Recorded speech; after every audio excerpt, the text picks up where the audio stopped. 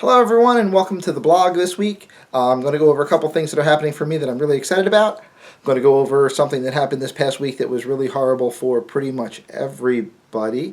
And then we're going to go into our topic, which is editing. When enough is just enough and you need to stop. A couple good things happening. My Twitter account now has 1,000 subscribers. Yay!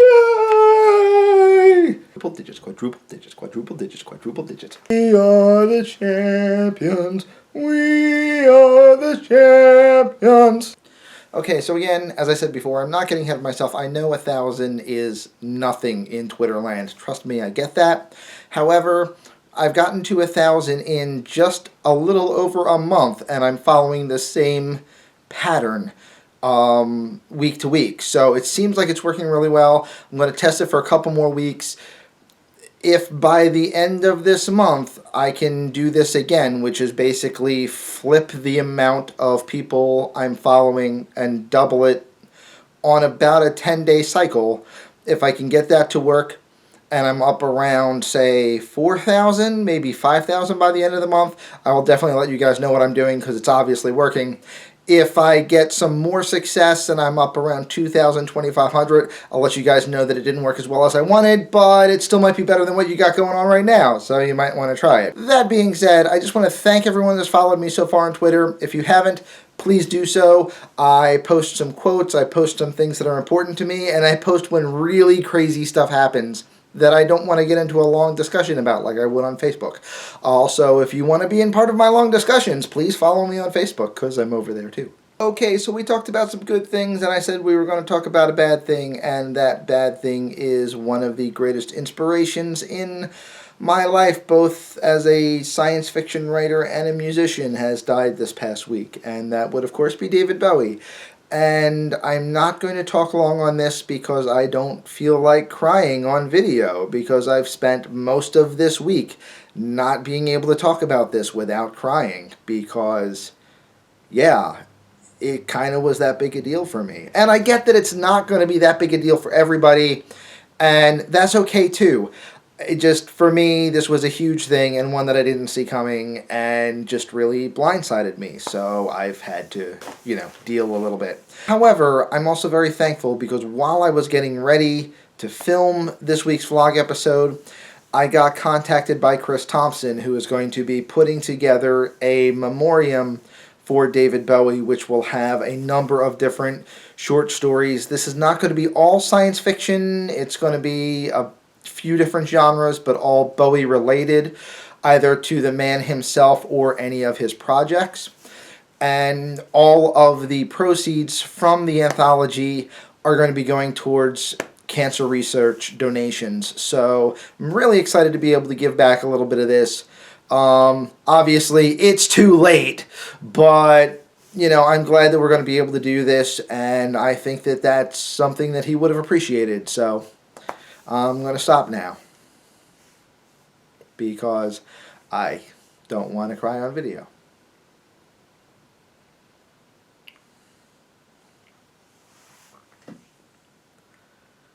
Okay, so our topic of the week, editing and when you need to stop doing it.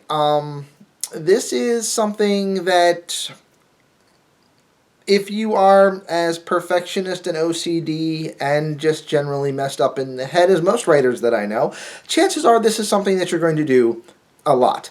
And you're going to obsess over whether you've done enough of it, because we are hypercritical of our own work. That's just part of the industry, really. So you're going to get to that point where you've got a manuscript and you got your first draft, and obviously that's not good enough. So you go through and you revise it, and you give it one or two revisions, and then you send it out to beta testers.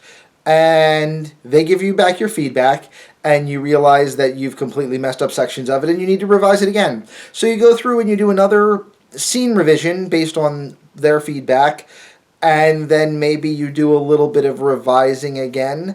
And then you go over it with your editor, and you go through it, and he handpicks it, or she handpicks it even further, changes a couple things, and you're looking good. And at this point, you need to stop. And the reason why I say this is I right now have a project that I'm actually running behind schedule on delivering, and the entire reason I'm running behind schedule on delivering it is I keep trying to make it better. And that shouldn't sound like a bad thing, but it is when I literally can't give the thing over to the guy that's going to be printing it because I'm still trying to make it better. And that's where the line has to come in. Now, part of this I don't expect to happen in the future. Part of it is I started this project almost a year ago, and I have learned a lot about writing. I've been to a bunch of seminars, I've taken a bunch of classes, I've talked to people that are much better at this than me. And in the process, I've done what I'm supposed to do. I've gotten better at my craft. That's a good thing. The downside is I get better at my craft and I look at my old project and I go, wow, I can't believe I have all of these problems in here. I'm revising it again and again and again so that when this comes out, it'll be the tightest possible product for my client. And that's great, except that he kind of needs time to make sure it can get printed so that it gets released on the publish date. And I'm pretty much at the spot where I just have to try to step back and let it go. I think a lot of writers probably run into this problem from one direction or another. It might be because of, like me, you've learned a lot more in your craft, or maybe you went out on a limb and you tried something that was a little bit daring and you weren't necessarily sure you liked the way that it came out. It could even be that you just wanted to do better character development, better scene setting. There's a million reasons why you can be unhappy with a finished product. The important thing to remember, and this comes up a lot in one or two of the forums that I'm in, is that you're hypercritical about it and you see where it can be better because you've read it 1,000 times by now. Somebody that's picking it up for the first time doesn't know that character E got completely removed from the manuscript in the 4th revision, so they're not going to look at it going, well, this would have been better if character E still had this line and you didn't bring it over to character C instead. They don't know any of that, so they're going to be okay with the product that they get. Also, there is such a thing as putting too much polish on a project. You can cut it down and whittle it down and smooth it and homogenize it to the point where everything that gave it character in the first place is now gone. And if you get to that point, you've succeeded in taking an original, exciting manuscript and making it a dull product. And that's not good for anybody either. So that's pretty much where I am with this one right now. I'm very happy with where I'm at with the project now. I'm probably going to give it one more final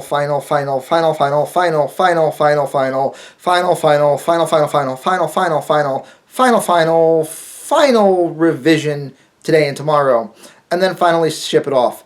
And I know that even doing that, as soon as I ship it off, I'm immediately going to find something else that was wrong that I wanted to fix. I can't fix that.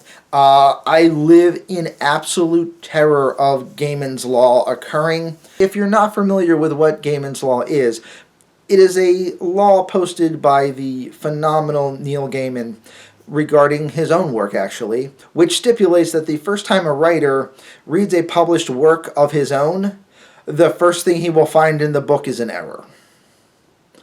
I know that this is going to happen. I'm okay with this happening at this point because I've been able to keep track of how many errors I've removed.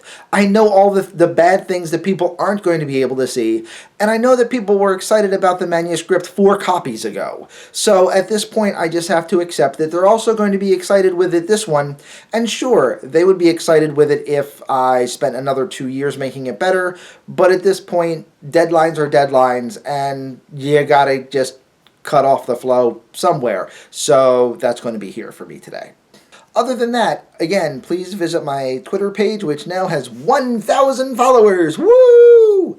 Also visit my Chinello page to get a copy of War Eternal, which is going to be posted. If you're watching this still and it's Friday evening or Saturday, I have a contest on my Facebook page for War Eternal. I'm actually giving away 2 3-month subscriptions to Chinello for anybody that likes the page and shares the contest information, so I have something to track. While it's only a $15 prize, $15 isn't bad for only having to do 2 clicks.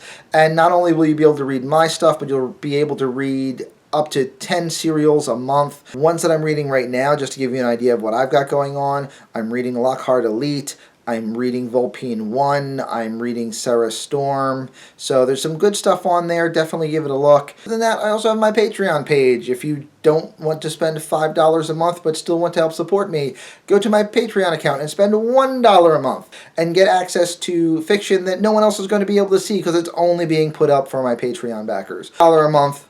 Limited release fiction. That's not a bad price at all, so go ahead and check that out. Again, thank you for watching, and I will keep you up to date on all of my projects. If you have any questions, if you have any comments, please put them down below, and hopefully I will see you all next week.